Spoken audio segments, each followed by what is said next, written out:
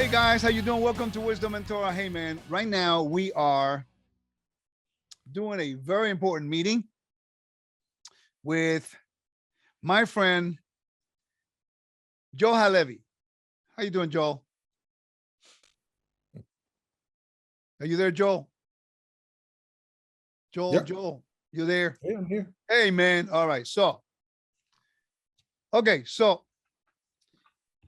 as some of you know, Joe and I were friends for a long time. And we've been talking about, as some of you know, oh, wait a minute. I'm listening to myself twice. So my question is this, my friend. Do you observe Hanukkah and why? Talk to me. Wow. Went straight to that one, huh? Yeah, well, we have to go right to the point, man. Point of controversies, you know how it is. You had to do that to me. Do I observe Hanukkah? The answer is yes. Why? Because I'm a Jew who lives amongst other Jews and we have customs and a culture. Okay, let's talk about that then. So based on what you have studied all your years, and I know you're very educated. No, the correct term is edumacated. Exactly. My question to you is this. What is the meaning of Hanukkah? Is it the way that today modern secular Jews observe, or is it more related to the temple? I know what you're going to answer, but I just want to know from somebody who lives currently, where you live, north of where? I just live outside of Haifa these days. Perfect. I live in the valley near Haifa. I actually live in a very traditional place, so there's a healthy mixture of people here from different walks of life. So you do get exposed to pretty much most point of views that exist, from people who are more religious to people who are completely secular. Funny thing is, the town I live in has more synagogues per capita than most towns in Israel and overall. So, that's cool.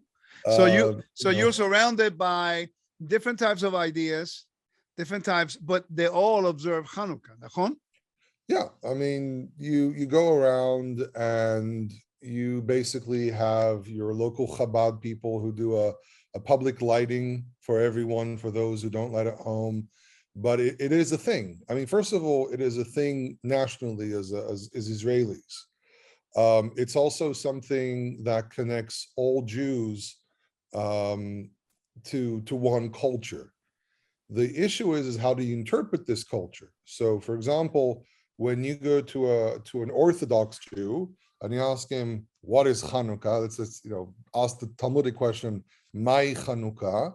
They'll tell you the story that the Maccabees went into the temple and they purified the temple and they found a jar of oil and they lit it, and it was enough oil for 8 days. And then after 8 days, they had new oil, because the oil had to be pure, because if it's not pure, you can't use an unpure oil, and therefore they established a festival to observe Hanukkah, and they make a big fuss about lighting candles and the menorah and the oil and so on. So allow me real quick, Joel. You go to the other end of it, you ask seculars, and it'll be more about the Maccabees wiped the floor with the Hellenists.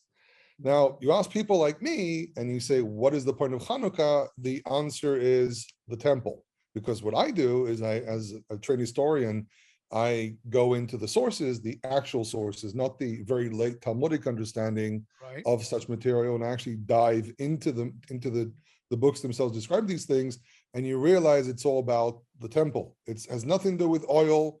The oil story is a fable. The lighting of the candles seems to be some practice that developed in the Second Temple era. Josephus doesn't even mention lighting candles. He just said it's called the Festival of Urim. So we don't even know if that means that they actually lit lights. Yeah. But if you call it Urim, presumably there was something of light going on. But other than that, I mean, that's really what it really was about. So let me read from Second Maccabees chapter 10, because you went to where I wanted to go to. I'm glad that you got it right there.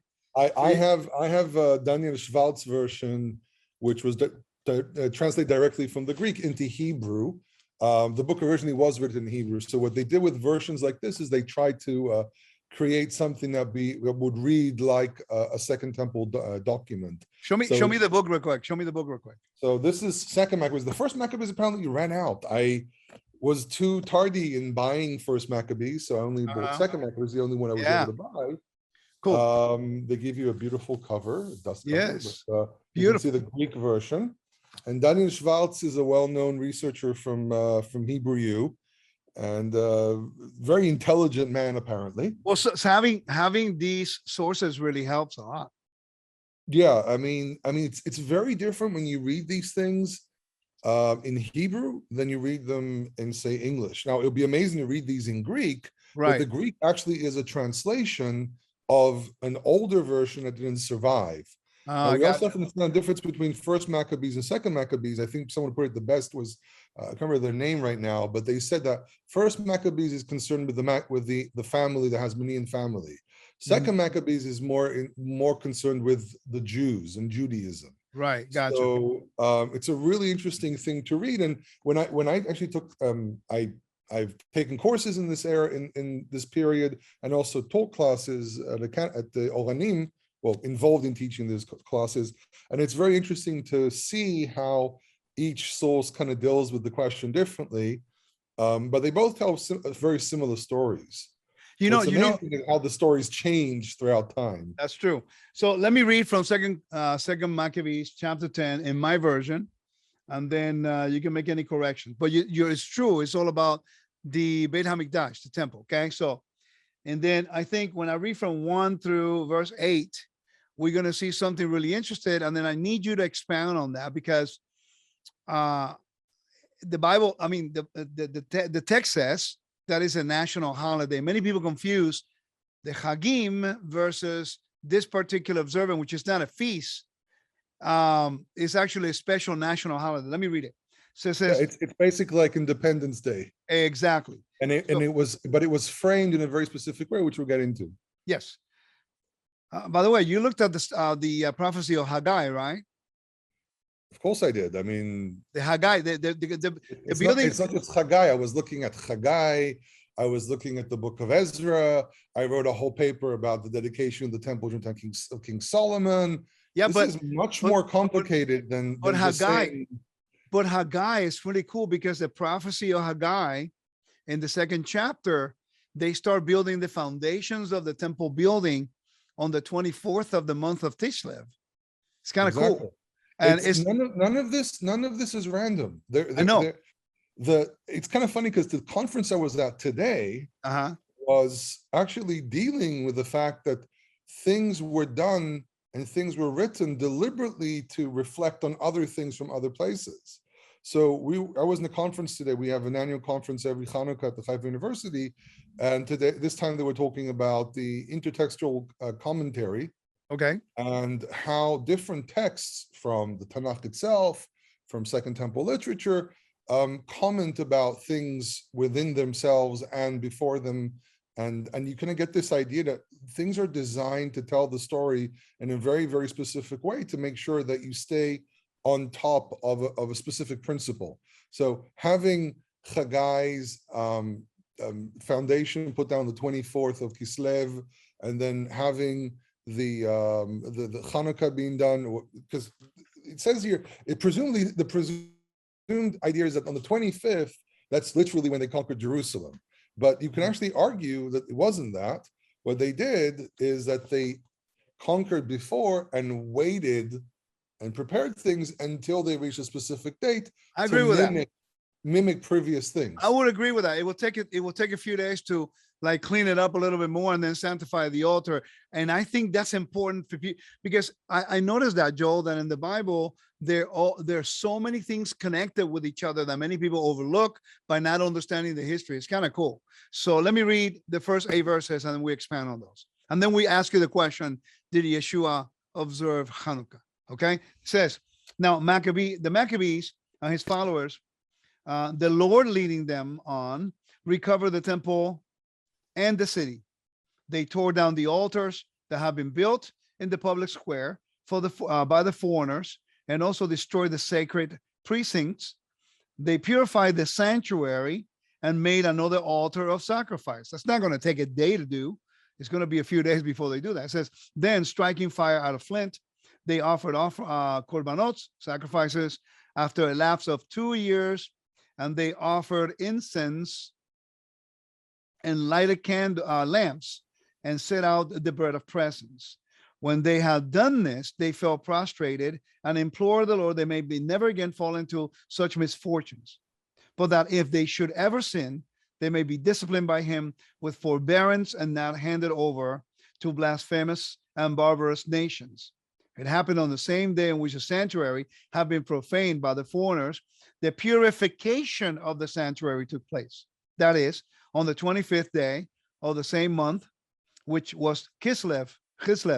They celebrated it for 8 days. It actually tells you why they did it in the manner that they celebrated with joy. It says they celebrated for 8 days with rejoicing in the manner of the festival of Booth, remembering how not long before the festival of Booth, of Tabernacles, they have been wandering in the mountains and caves like wild animals, therefore carrying ivy, the whole ritual. Verse 8, it says, they decreed by public edict, ratified by vote, that the whole nation of the Jews should observe these days every year. That's why Jewish people do it. It's actually a national holiday.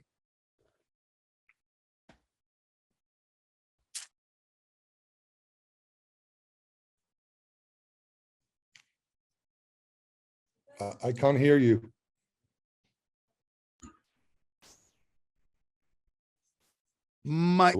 Was completely gone, bro.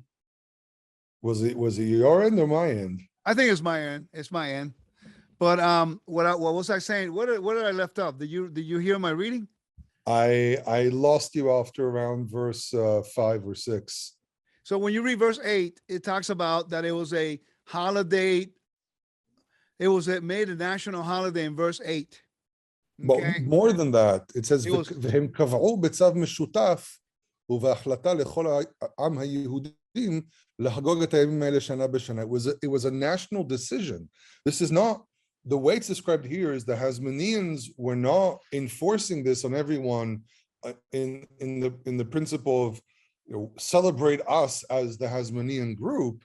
The whole premise of it was that they were supposed to do this as together. This was a joint decision to do this as an entire group. Now, it's not clear to me if this included all Jews around the world, or are we talking only Jews who lived in the land of Israel at the time?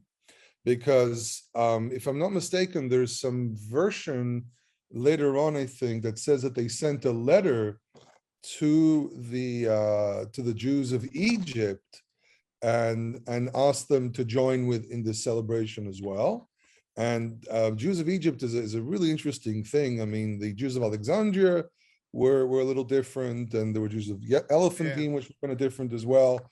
But if I remember correctly, later on there's like this description where it says that they sent them a letter saying, please join us in this. And it seems to be that the practice itself spread very quickly within Jewish communities. Do you think though that do you think that once it's been decreed by the body, a judicial body, and the people, that then it carries that kind of weight so that we can be all together in unity? Yeah, I would argue that this was something I think a lot of people accepted. I mean, the Sadducees wouldn't have a reason to reject this. The Pharisees wouldn't have a reason to reject this. The only group I would say that maybe rejected this were the Essenes. They rejected everybody anyway. Yeah, but the Essenes were also specifically the Pharisees later on as well, but it seems to be that the Essenes may have had a reason to keep away from Hanukkah because of the defilement in their worldview. The temple was defiled, and there was nothing. The priesthood was the incorrect priesthood, and so on. So for them, disconnecting from Hanukkah would make sense. But it would be more like politics. It will be more like politics for them. Exactly, it'll be more political than anything else. But when we think about the statement here that they decided with an agreed upon decree that they will do this together, it seems to be that this would be something that at least everyone within the jurisdiction of what the Hasmoneans controlled, everyone would accept this. Got it. So okay. This has nothing to do with Sanhedrin or anything. This was the Hasmoneans, the elders of the people, and the entire people said we're going to accept this as a group. My issue My main issue today, let's talk about, as you know, people, well, they call themselves Messianic Hebrew roots, whatever. They're, to be honest with you, this is my feeling, okay? I'm not saying it's true in every case, because 90% of many people who follow Torah really don't focus on the temple, and you know that. That's a big problem, because if anything that's connected with the temple, then this is directly linked with the temple. Sadly, because of the custom and the cultures and the legend, as you well said about the oil, it has taken a lot of true meaning out of the day. But when you go back to the first century writings, the book of John, chapter 10, verse 22, I want to focus a little bit on that, because we know now that Israel always kept it as a remembrance of the dedication of the temple, 7 days. We know dedication of the temple, the altar. They celebrated with the rejoicing of Sukkot because they couldn't remember, they couldn't celebrate Sukkot. We know that. The text is clear on that. Mm-hmm. It says, at the time of the festival of dedication, Hanukkah, which means dedication. Actually, Psalms 30 is a dedication psalm. It says, took place in Jerusalem. It was winter, and Yeshua was walking in the temple in the portico of Solomon. By the way, he was not inside the temple proper. He was in the oldest area, which is, I know it's actually the eastern wall, which is the oldest wall that was built by Solomon at that time. And it says, so the Jews gathered around him and said, how long would you keep us in suspense? Are you the Messiah? So we're not going to go into the rest of the conversation. But people say, well, he was in the temple, so he wasn't really keeping Hanukkah. And again, how ridiculous do you think that statement is? To me, it makes no sense. Any observant Jew in the first century who loved God and his temple would have recognized that day is a commemoration of God's holiness in his temple. I would say more than that, because Hanukkah would be something that would slightly be in the face of the Romans. Okay, you have to remember, for example, that when Bar Kokhba did his rebellion, he imitated Hasmonean coins, and some of his coins were imprinted directly on Roman coins. So you can actually look at some of the coins and you can see underneath the temple, you can kind of see a face of a Roman emperor or something. Yeah. And the whole idea of Hanukkah for people living at this point in time would have been not only the historical events, which would have been important, but also the current events. And current events are always interpreted through biblical literature or trying to find some kind of like an echo of it in the past, but this was actually quite recent for them. So it would make a lot of sense that for Jews living during this era, Hanukkah would have been the anti-Roman festival as well. You know, I've never really thought about that, what you just said in regards to like an affront to the Romans, because it was a show of strength against oppression and the foreigners. That's kind of cool. So Yeshua was really not only commemorating the dedication of the temple and the holiness of the temple, but also like an affront, because he's saying, are you the Messiah? Remember, that is a struggle of power between Caesar as being their anointed one versus what the Jews were looking for, their anointed one to come and redeem them from the power of oppression of the Roman Empire. So that's kind of political, actually, in nature. Well, Hanukkah overall is completely political. That's the whole idea behind it. It's not perceived necessarily only as the day of dedication of the temple. It is also perceived as a political statement. We need to understand that your freedom, by this point in time within the cultures of the area, your religious freedom had to do with your nationality. If we say, for example, in the Bronze or Iron Age eras, that your religion and your state went hand in hand, it was political as well, especially if you start dealing with people like the Assyrians that made a point about their Lord Ashur conquering these different places. And then basically Isaiah turning around and saying, the Lord Yud Hey Vav Hey. It's kind of interesting. Actually, I looked this up, and what was very interesting about it was that that Isaiah is the one we see the most usage of the word Adonai and then Yud Hey Vav Hey to indicate the political stance here or the religious stance. But that's all framed for us within a religious scope. But when we move forward, we get a much more secular understanding of things that may have actually existed in the first temple era as well. But the idea of Hanukkah, even though we could connect it to the temple, and it's kind of like a rededication, it's supposed to resemble Sukkot, which also connects the temple, the second temple, to what King Solomon did, because when you unwind some parts of 1 Kings chapter 8, you kind of have to ask yourself the question, did Solomon dedicate it during Sukkot or at another period next to Sukkot? And in the research I did on this, and I'm not the first one to say this, it seems to be that an editor may have actually intervened in the text there and didn't want to separate Sukkot from the dedication. But regardless of that, what you get here is, yes, it's about the temple. Yes, it's about, rededicating the temple, but the temple symbolizes, from this point onwards, the political status of Jerusalem, the political status of the people who live in Jerusalem. Now, we have politics throughout the centuries and overall, but what we get here is the establishment of a new regime, a kind of kingdom. This becomes even more political than any previous stage.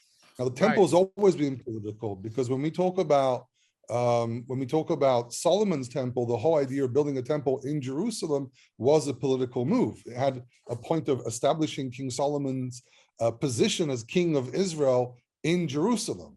But when we kind of go into this era, it's about not the internal fights of the Israelites, but more about there was internal fights amongst the Judeans, because this whole story starts with turning Jerusalem into a polis.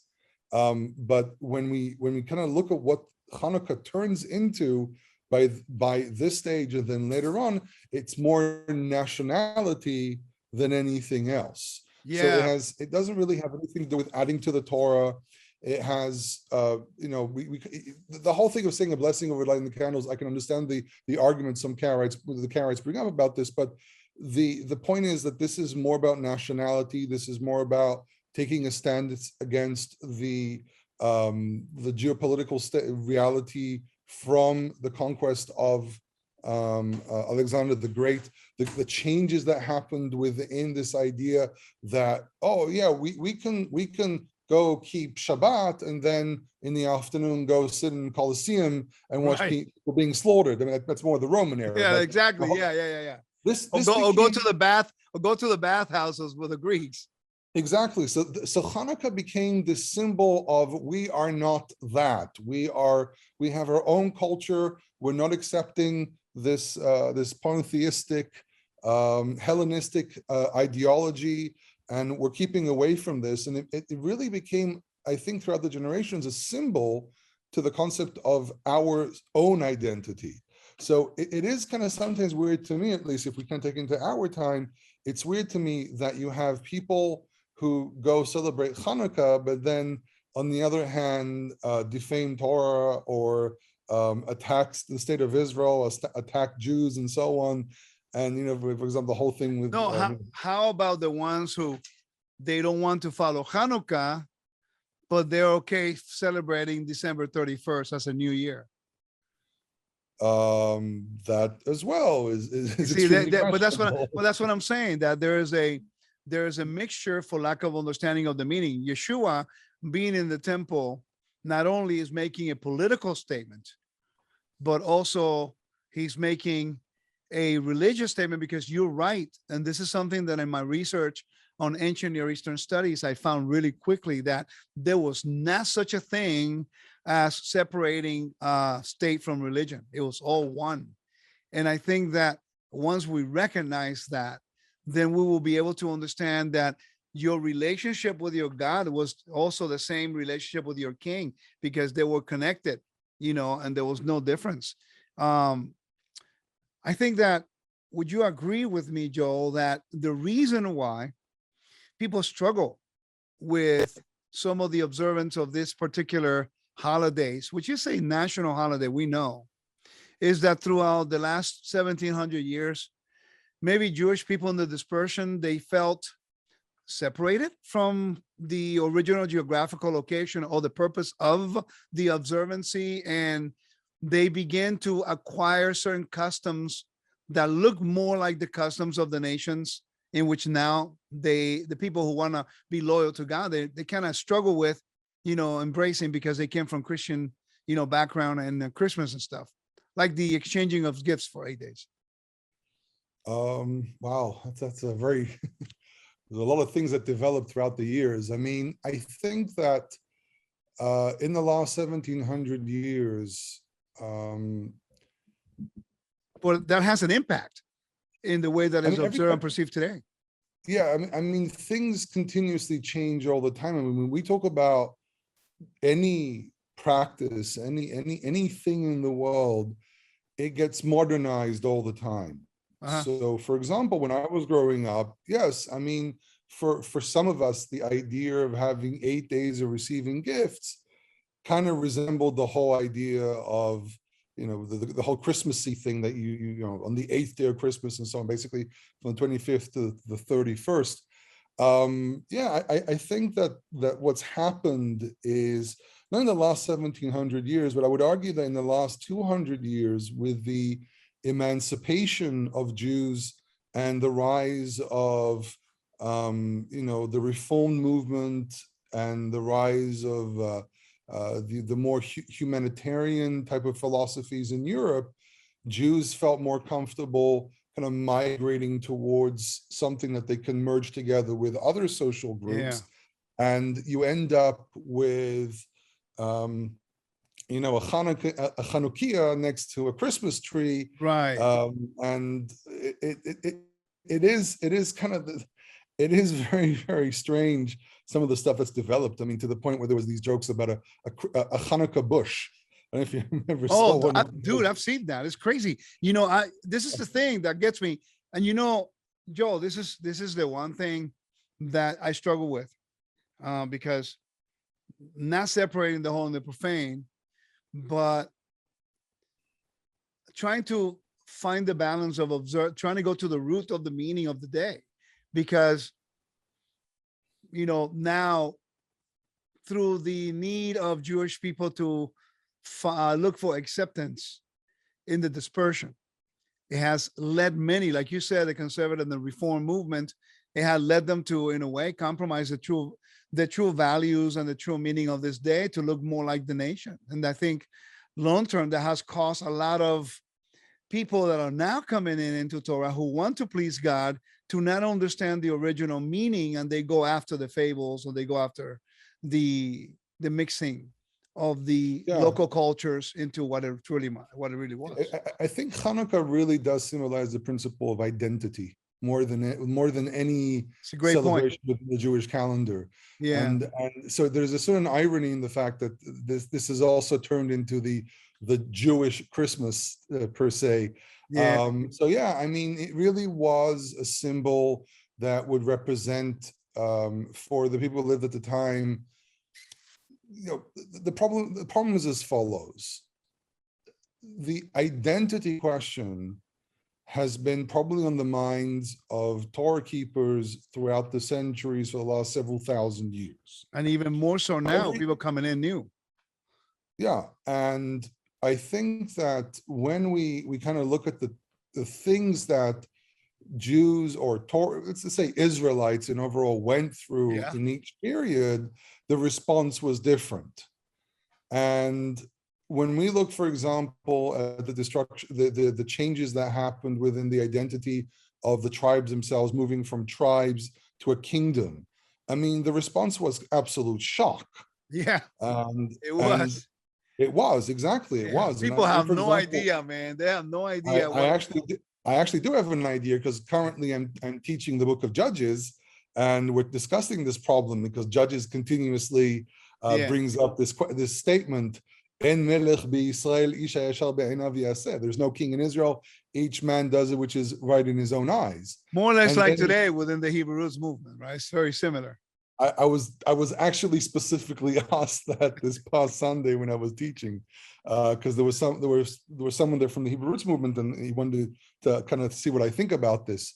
But so we move from that, and then so for the Judeans, it's the house of David and the temple in Jerusalem. Yeah. For the north, but we don't really get a good observation what the north believed in, because it's most of the Tanakh is written from those sections of the Tanakh are written mostly from the perspective of Judeans. Mm-hmm. Then the temples, the north is destroyed.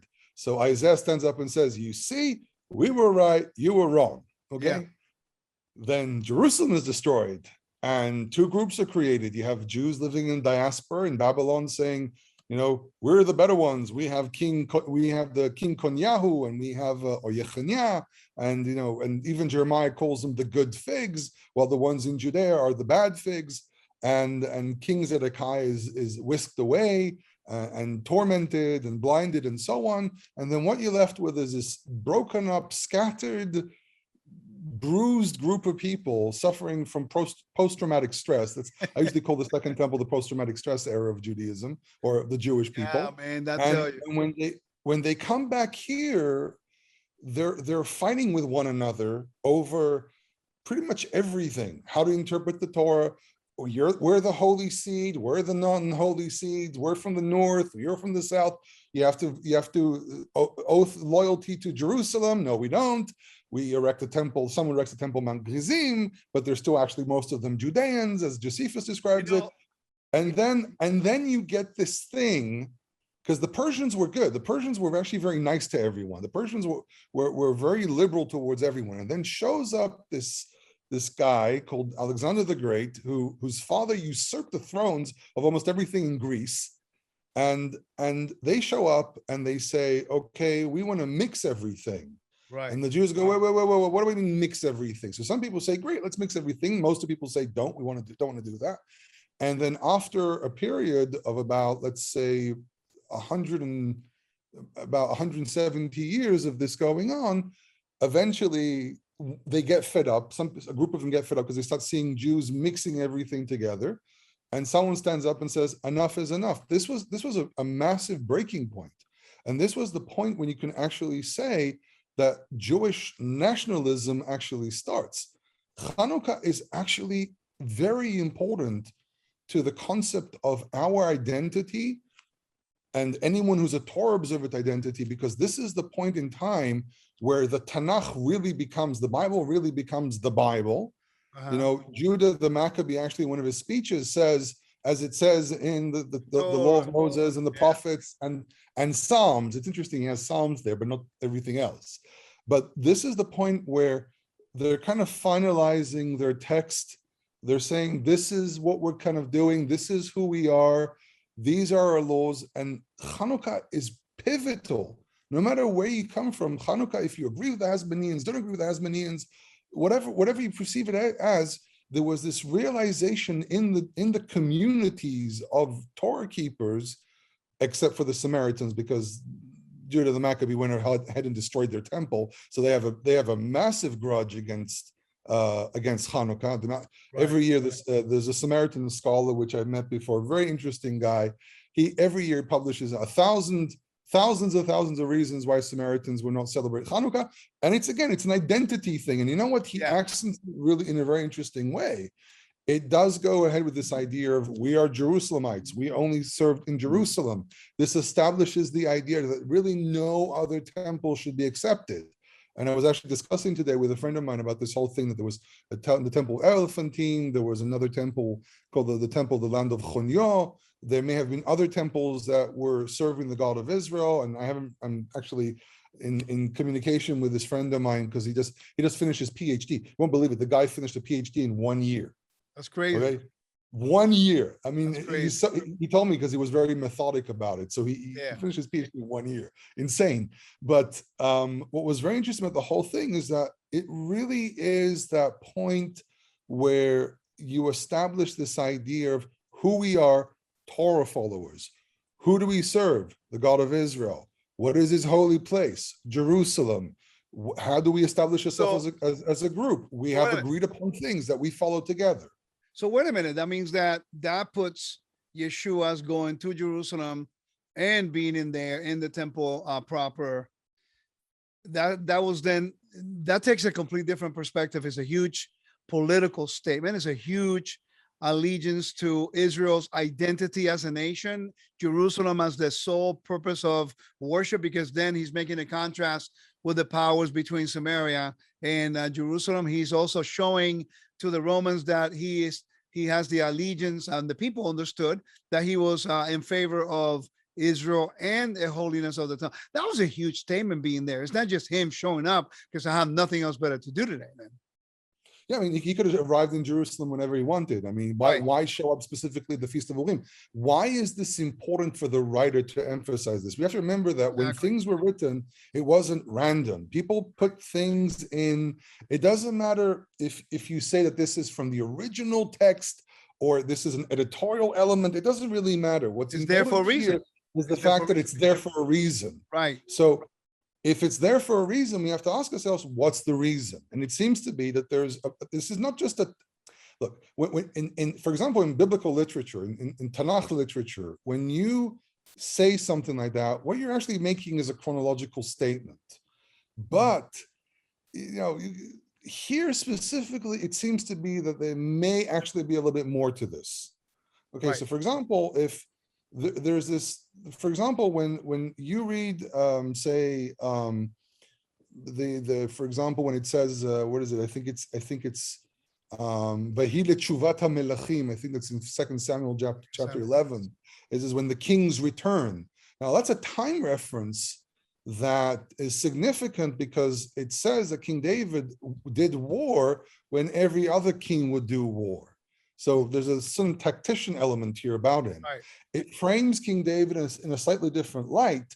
He's not this king that's just sitting there waiting for God to tell him what to do. He's a king that also acts by himself. And it's kind of interesting to see that.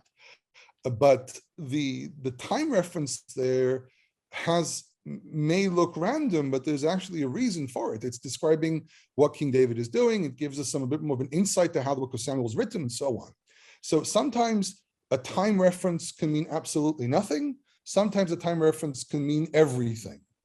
If we're thinking about all the cases where it describes when Yeshua does something in a specific time, if memory serves, usually when there's a specific time reference, it's because something important is supposed to happen. Correct. Or it has significance. I think, again, I'm not that versed. Actually, but actually, I caught on to that, Joel, because, for example, let me give you an example. When he goes to Samaria, many people do not understand the dynamics of controversy between the Samaritans and Judeans, right? They don't really understand the difference. It was open war. Exactly, but when you read it, and when Yeshua has the parable of the Samaritans, they don't really understand the deep meaning behind that parable. And then when the lepers, one of them, is healed, he tells them, hey, I want you to go to Jerusalem and present yourself to the priest as the Torah of Moses says.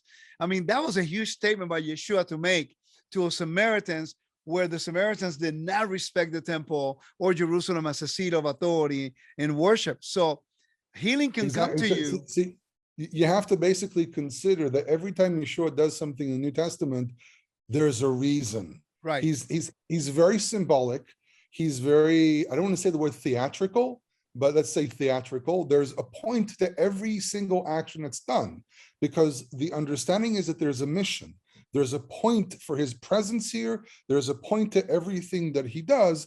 And this is why, for example, there are specific churches, especially in the Orthodox churches, want to imitate the life of Yeshua. If the Catholics, for example, focus on the death and resurrection, the Orthodox churches try to imitate the life of Yeshua. This is why they grow long hair and beards and dress in a certain way and so on. And I remember listening to a monk from the Greek Orthodox Church, and he said, the reason we do this is because we want to look like Yeshua.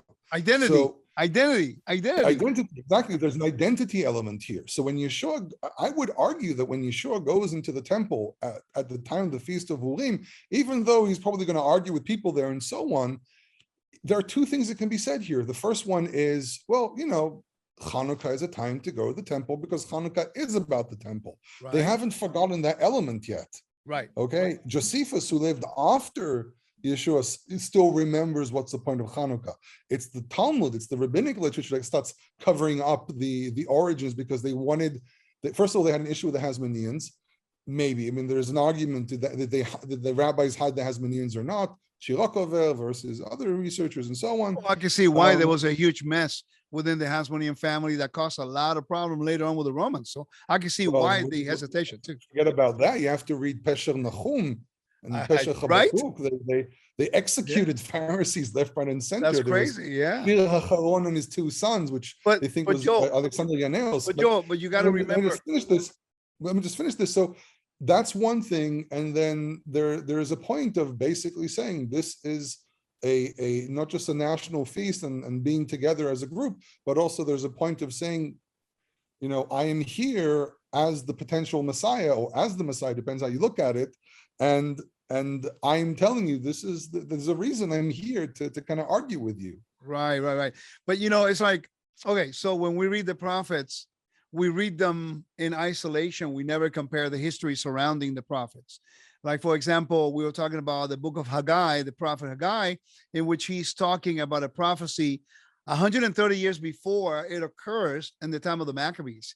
That's amazing that the prophecy of the reconstruction of the foundations of the temple building happened on the 24th of Kislev, and then the dedication of the altar happened a whole bunch of years after.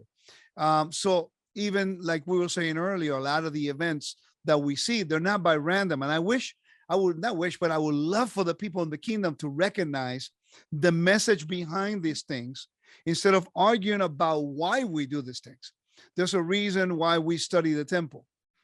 The first time I ever met you, people don't know the story, but if you never heard it, Joel was working in a little shop in Jerusalem, the old city, inside the city, on the third temple model. When I saw it, I was just blown away by it. And for almost every time, all the days that I was in Jerusalem, I was bugging this guy all day long, asking him questions, sitting there, literally sitting on a stool the whole time. There's a little bitty one. I sat there the first 5-6 days.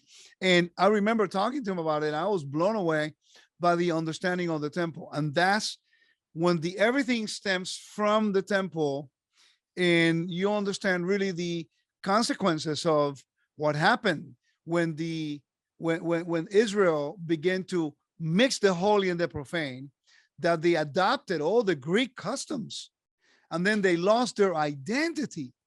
And then these faithful Kohanim, very few Kohen at that time, that really said, no, wait a minute. Our identity as a covenant is the God of Israel. We do not compromise. And they stood for that. That's the message that has to be cherished. And sadly, right now we're looking at the oil lamp stuff, and we forget the essence of brave men who were willing to stand for the character of God and for the covenant of God. So identity is a huge thing here. Actually, you made that point I never really considered, but it's true. It's all really about identity. I think a lot of laws in the Torah about identity. I mean, I'm going to do some shameless plugging here, but for example, I was working on a book together with Dr. Yitzhak Feder, which wrote Great the book writer, about man. I read some of his books. By the way, I spoke with him today because we're supposed to continue working together. He was at the conference as well. But I want to take a picture with him together and say, hey Rico, look who I'm in. Wait, for the audience who don't know, Dr. Feder, he wrote probably the best book somewhere around here about the Hittite korbanot, and I just read an article that that I just got on this academia. Man, is incredible. So you're blessed to have the opportunity to study with us.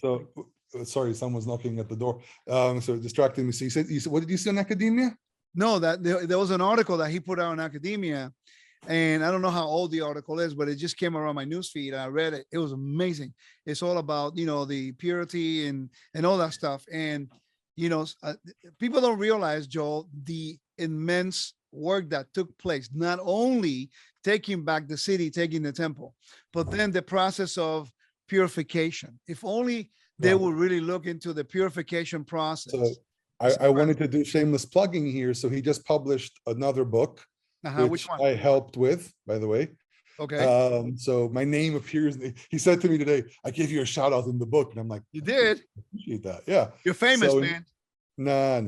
So, look, it's always cool to be involved in these types of things. What's the name of the book? Oh, I keep on forgetting. I have the name somewhere. I keep on forgetting. It just came out. Is it only in English, in Hebrew right now? No, it's actually a book in English. He mostly writes in English. I mean, he writes in Hebrew, but a lot of it's written in English. Awesome, man.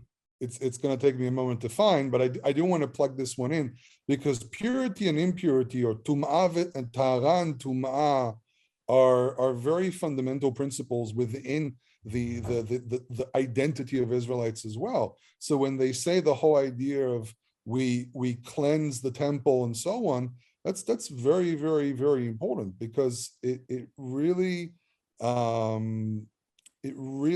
brings forward the us versus them. So it's called purity and pollution in the Hebrew Bible. That's what I read. Embodied experience to moral metaphor. And I read an article based on that. Yes. So I have the entire book on my computer that I read through, months ago. That's cool. because I was helping with some of the editing and the bibliography and so on. And that's also a very, very important thing. And I mean, the whole idea, it says here, as it describes it, it says here that they cleansed the temple, they cleansed the city, they destroyed the bamot, the high places, and the sanctified. Yeah, it doesn't say altar, it says bamot. Bamot, what I think what altars are high place. The high places, and also these sanctified areas and so on. There's a point here that we have the purity of Jerusalem and the purity of the temple from the sense of removing foreign gods and foreign practices, but also physically cleansing the temple, physically removing things which would make it unclean. So it reaches a point where they have to deconstruct the temple and build a new one. So deconstruct the altar and build a new one, and so on.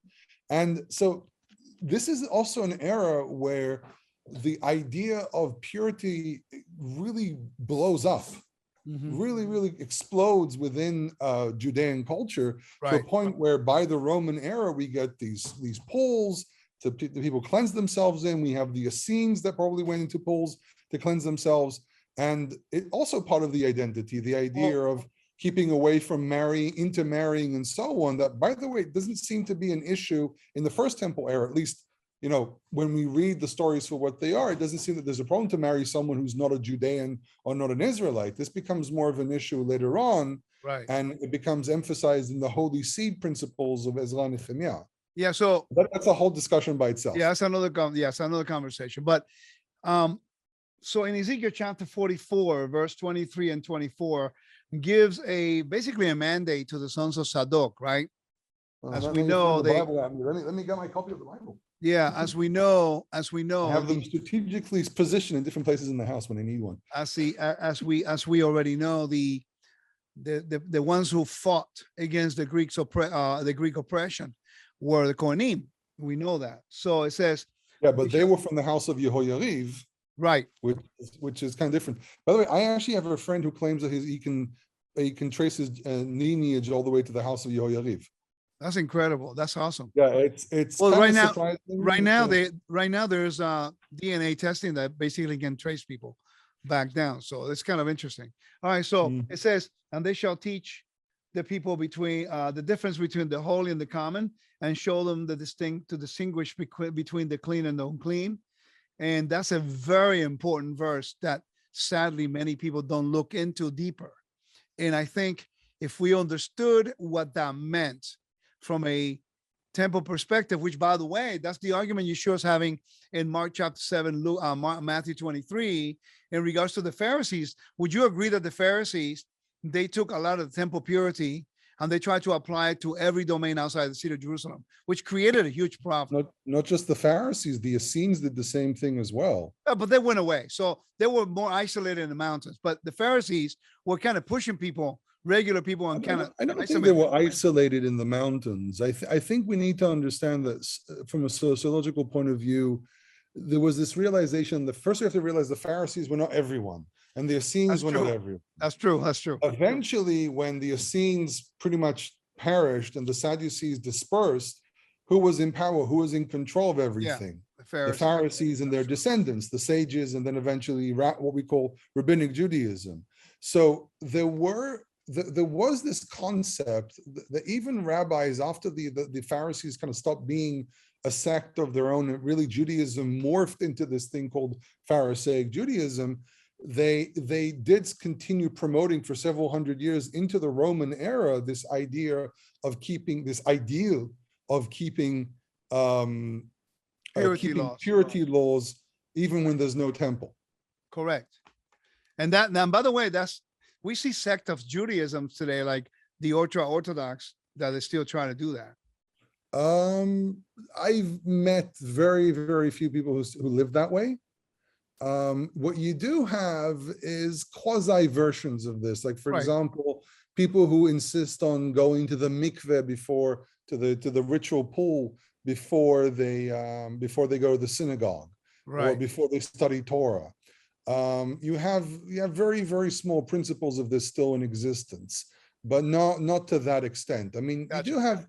you do have people that try to live like in a much more pure sense, but the purity that they went through, the purity that you kind of discuss with people is more spiritual purity than anything else. Yeah. So, it's like when it becomes metaphors for other things. So even Judaism went through a very similar process that Christianity did, where everything becomes a metaphor. So you're not really keeping clean in your everyday life, except for food and family purity and things like that. But you're not really keeping clean in the sense that did someone who is unclean sit on that chair? Okay, take it out and dip it in the water. Is that piece of clothing? Okay, let's go wash it and then dip it in the water. You went through a graveyard because it's sprinkled water on you with ashes. We don't really live that anymore. No, well, we really can't, because it's not that we don't have the ashes here for the red heifer. But hey, let me ask you a question, because we're almost done here, and I want to come back to the Hanukkah celebration. So as we covered all along, we understanding that, and I do agree with you 100%. I think you brought a very important point about identity. And I think that when we come into Torah, many people who are new coming into the observance and following Torah and trying to understand these principles, what worries me is this: not understanding the history, not connecting the temple, and not understanding who they are and their identity is creating a vacuum in which now they're no longer Christians, they're not Orthodox. Who are we? So let's attack each other from both sides. And they're not taking the time to research, study, and validate information to bring a better balance on their observance. And I see that the only way we're able to combat this type of attitude is given them the facts. That's what I like when you said, when you did the research, you look into all the areas that is affected. Many people look at the book of Maccabees alone. When I study the book of Maccabees, I've also studied Josephus, and I look around all the things connecting it. Maybe not as in depth as you, but you know how I study, just like you. But you read the Hebrew way better than me, and actually 99.9% better than me, and you understand this. So therefore, you have a little bit of an advantage. Plus, you live in the geographical location where all the events happened.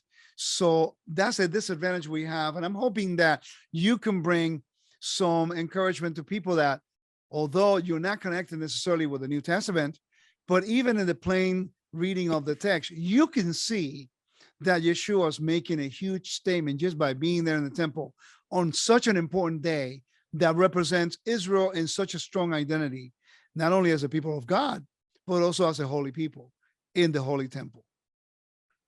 So I will say something very important, because this question of identity always comes up. I mean, several years back, I did this kind of silly recording about, I called it "Who Am I?" and I never actually published it because I felt as if maybe I'll be the wrong person to talk about this. But with years comes more experience, and you can understand more the dilemmas some people have. And I would say the following: first of all, each person comes really from a slightly different area. Right. So you have people who are, they came from this church, they came from that church, and so on. So that seriously affects the way people perceive things. And then there's the question of what teachers they were exposed to. So for example, if you have a teacher that's more about identifying with Judaism, then the person is much more open to certain things. True. If you have a teacher who's more about, sola scriptura, only what appears in the Tanakh, and that's it, which in my opinion these days I would say is kind of erroneous, because throughout my studies and my thesis deals with this question, and I hope to pray for me that I'll be done with it in the next couple of months. We got to do a podcast on that. Yeah, but there's my thesis deals with this question of, can you only rely on what it says in the Torah, or are there other things that show up within the Torah or outside of the Torah that help us understand? It's one of these questions that's kind of hovering around within my writing. And what's very interesting about the whole thing is that when you look closely at this concept of identity during the Second Temple era, and even today, it's always accented with something from the past. So you have people who want to be more like Judaism. They have people like rabbinic Judaism. They have people who want to be more like Karaites. Then you have people who want to be more like Samaritans. And you have people, and the thing is that they're all looking for their path in some way or another, and everyone wants to kind of find recognition and so on. And it's a very, very understandable thing. I mean, you want to live true to the ideals that you have, which is very important, but you also are seeking truth, which is very important as well. So where is the truth? And I would say the truth of the matter is that you just have to understand that there was never really one identity. There was never really one way of doing things. I think that when we look at the history of, say, for example, Torah keeping in the last several thousand years, I don't think there was one way of doing things unless you actually went to the temple and asked the high priest, how do we do this? And then the high priest tells everyone, this is the way to do it, and everyone has to do it the same way. Exactly. But there were a lot of things that were kind of left open.